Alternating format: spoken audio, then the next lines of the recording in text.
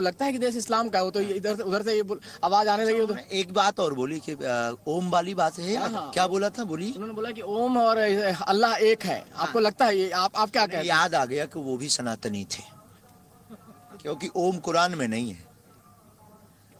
ओम बागेश्वर बालाजी की ओम बागेश्वराय नमः, ओम सन्यासी देवाय नमः, ओम नमः शिवाय नमः, ये सनातनी में ही है। तो पूरा बयान छोटा बोलो, पूरा बोलो, तो उसमें उन्हें याद आ गया सनातनी है। लेकिन वो तो दोस्तों फिर से एक बार जाहिलियत दिखाई है बागेश्वर धाम वाले बाबा ने। कभी हिंदू राष्ट्र बनाने की बातें करने वाले, तो कभी कानून बदलने वाले, तो कभी अपने बयान में कहते हैं कि मैं सारे मुसलमानों को हिंदू बनाऊंगा। ऐसे हेट स्पीच की वजह से और ऐसे विवादित बयान की वजह से अपने सुर्खियों में बने रहते हैं बागेश्वर धाम वाले बाबा।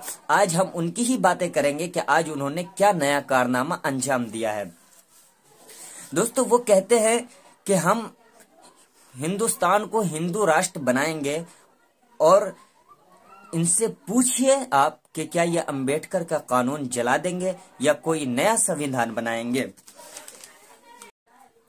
एबीपी न्यूज का जब एक पत्रकार इनके सामने नतमस्तक हुआ, तो ये एक चीख चीख कर बाबा जी कहते हैं कि आज के बाद से अगर मुझ पर किसी ने उंगलियां उठाई, किसी ने मुझसे सवाल किया, तो उसको नंगा कर दिया जाएगा।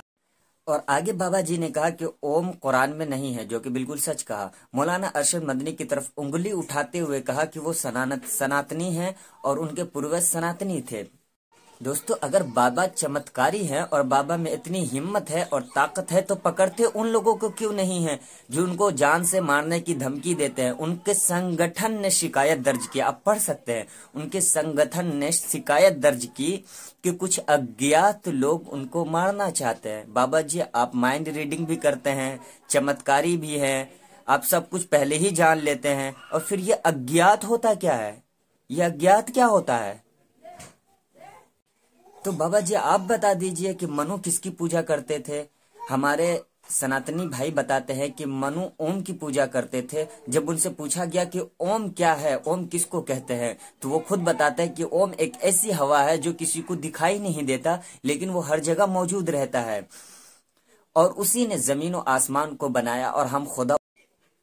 और मौलाना अरशद मदनी ने कहा कि हम उसी को अल्लाह कहते हैं, फारसी जानने वाले खुदा कहते हैं, और अंग्रेजी बोलने वाले गॉड कहते हैं। बस इतनी सी बात पे ये सारा विवाद हुआ और गोदी मीडिया ने खूब उछाला। मनु यानी आदम, एक ओम यानी एक अल्लाह। और बाबा जी अगर आप में इतनी हिम्मत है तो आप साबित करके दिखाइए कि मौलाना अरशद मदनी गलत कह रहे हैं। आप लोगों को जो मिर्ची लग रही है ना, वो सच्चाई सहने की ताकत ना होने की वजह से लग रही है। तो अगर आपके अंदर सच्चा बोलने की और सच्चाई सुनने की हिम्मत है, तो अब डिबेट कीजिए। मौलाना अरशद मदनी को बुलाइए कि आप हमारे डिबेट में आइए, हम इस बात पर डिबेट करेंगे। हिंदू मुस्लिम कब तक करोगे? सवाल पैदा होता है कि मनु पूजते किसको थे। कोई कहता है कि शिव को पूजते थे, लेकिन उनके पास इल्म नहीं है। बहुत कम लोग ये बताते हैं कि मनु कुछ नहीं था दुनिया में, वो ओम को पूजते थे। मैंने कहा ओम कौन है? बहुत से लोगों ने कहा कि वो एक हवा है जिनका कोई रूप नहीं है, कोई रंग नहीं है, वो दुनिया में हर जगह है, हवा हर जगह है। उन्होंने आसमान बनाया, उन्होंने जमीन। मैंने कहा कि अरे बाबा, इन्हीं को तो हम अल्लाह कहते हैं, इन्हीं को तो तुम ईश्वर कहते हो, इसी को तो हम अल्लाह कहते हैं। फारसी बोलने वाले खुदा कहते हैं, अंग्रेजी बोलने वाले गॉड कहते हैं।